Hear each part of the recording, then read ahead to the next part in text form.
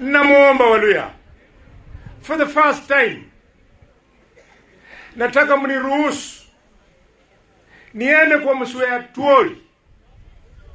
Muniruhusu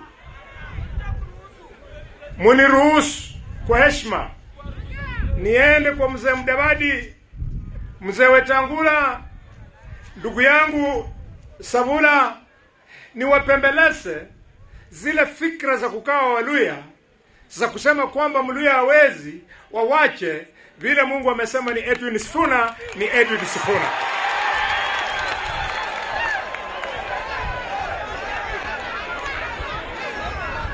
Waluhya,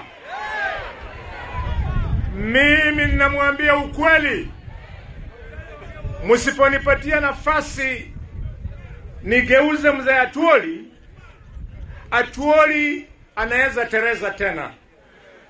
Alitereza wakati nilileta hapa Mudavadi, Atuoli ya kumpatia support.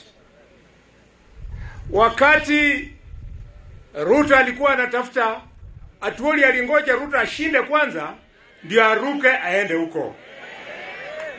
Atuoli, please, I respect you. Wewe ni mzee wangu, wewe ni jirani yangu.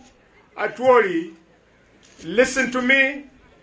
Hakuna mtu ambaye ni Mkenya na siye Mluhya mwenye atakuheshimu wewe mzee kwa sababu unadharau Sifuna. Na ndio sahihi, kwa sababu nyota ya Sifuna ndio hiyo. Siwezi kugeuka Edwin Sifuna. Sikia, hiyo sio kwamba ninamnyima heshima the president of Kenya. No. President William Ruto tulipokaa na yeye nikaja kumtafutia kura huku, hakuniambia anataka kura 2 terms. Aliniambia anataka kura 1 term. So President Ruto amepata 1 term. Ruto amepata nini? Amepata nini?